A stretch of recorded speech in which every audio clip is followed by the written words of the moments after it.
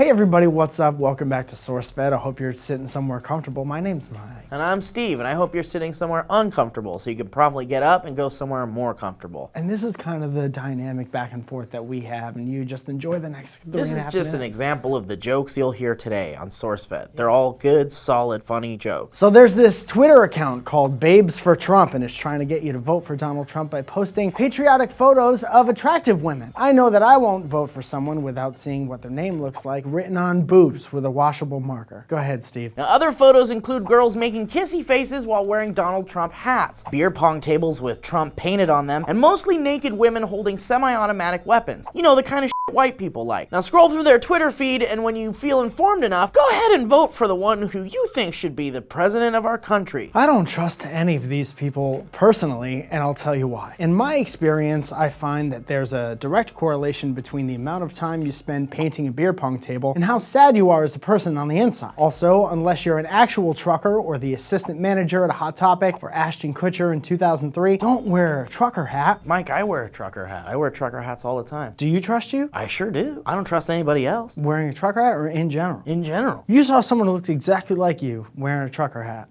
Would you tell that person a secret about the country? No, if it was me, I would. Right, but this is a different person who looks like you, maybe similar stature Definitely build. not. No. Okay, well that's kind of what I'm saying about it. And I think lastly but not leastly, I'm not gonna vote for someone based on the recommendation from a half-naked woman holding a machine gun. Irresponsible, she's not even wearing headphones. And also, man, the recoil on a gun like that will hurt you. Wear some protection up here. That'll break a naked shoulder bone about it. What about a collarbone? This weekend, pop star Kesha claimed on her Instagram that Sony offered her freedom from her recording contract if she would retract rape allegations towards her former producer, Dr. Luke. Dr. Luke's lawyer, Christine Sapera, continues to release statements in his defense, as lawyers do, reiterating that Kesha is free to record with whoever, quote, the only thing Kesha is not free to do is to continue to lie about Dr. Luke through publicity stunts and outrageous smears. So they won't release her at her request for possibly being a victim of sexual assault, but they will release her for clearing Dr. Luke's name. Regardless of who you believe in this whole situation, one thing's for sure, and that seems like Sony is firmly on Sony's side. It seems like the possibility of getting another party in the USA or nothing in this world out of Dr. Luke is a little bit more important to them than the safety and well-being of their artists. Guys, artificial skin now grows hair and sweat glands, and it's really gross looking. But it doesn't matter because it's a big thing for science and health. And it was easy. Japanese researchers simply took cells from mouse gums and turned them into stem cell-like forms that generate skin and implanted those into mice with immune system deficiencies, and skin grew like magic. It's as easy as 1, 2,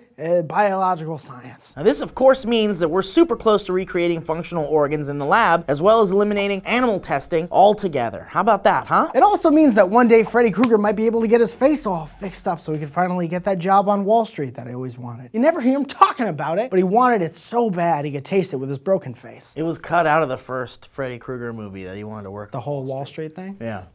WrestleMania 32 has come and gone, and here with a full roundup of that is Mike, with Mike Falzone's WrestleMania 2nd. Go ahead, Mike. Take a few minutes with this one, all right? Because I'm sure you've got a lot to say. We'll give you some time. Go ahead and say a thing you want into the camera. Okay, you got a whole couple of minutes to say it. A whole minutes to myself? myself? Yeah, go for it, man. They're not going to edit anything out, and they're going to give you the time that you need. I'm looking forward to it. Action. Shane. 3, 2, 1. I can after one, or I can go. Yeah. Wells Fargo, a company that you might use to store some of your monies, broadcasted their support for the trans community last Thursday in Charlotte, North Carolina by lighting up their office building in the colors of the trans flag. Now, the building featured the blue and pink colors in the shape of an upside-down triangle coinciding with Trans Day of Visibility, which is an internationally observed day of trans pride and awareness. This, of course, was also part of the dramatic statement of support against North Carolina's anti-LGBT law, House Bill 2, which would block cities from allowing transgender individuals from using public bathrooms for the sex they identify with, which North Carolina Governor Pat McCrory signed this Wednesday. Now, Wells Fargo told the Observer about the move, quote, as a reflection of our company's vision and values, Wells Fargo has a long history of support against discrimination of any kind and for LGBT rights overall. This is fundamental to who we are as a company and what we stand for in terms of equality and basic human rights. Wells Fargo opposes laws that would allow people or businesses to discriminate against lesbian, gay, gay, bisexual, and transgender community members or individuals. Let's hope that other corporations jump on the support train for the LGBTQ plus community and put a stop to horrible bills like HB2. So guys, what'd you think about today's stories? Do you want to vote for president because of naked ladies? Yes or no? Do you care that skin grows in real gross places? Hey, thanks for today's sponsor, YouTube Red. If you want to watch all new series and movies from your favorite creators like PewDiePie, Lily Singh, and Rooster Teeth, sign up for a free trial using the link in the description. Watch original shows uninterrupted, all while supporting the creators that you love so much. I love that deal, all right? That So is check a it good out. deal. Did you see Shane McMahon, the son Hey, of thanks Vince for watching. McMahon? I'm Steve Zaragoza. On this episode, Mike and I are going to bother innocent people. All right, this should be close enough. How long have I got? You're gonna want to be careful. How does it even sound, man? You're fired. You're fired. You're fired. He's not from Massachusetts. No, he's from New York. You're from New York. You're fired. Remember that show? You're fired. Remember that show? Remember my old show, You're Fired, where I'd bring people on, go ahead and learn a little bit about them, and fire them by saying, you're The fired. show is called You're Fired.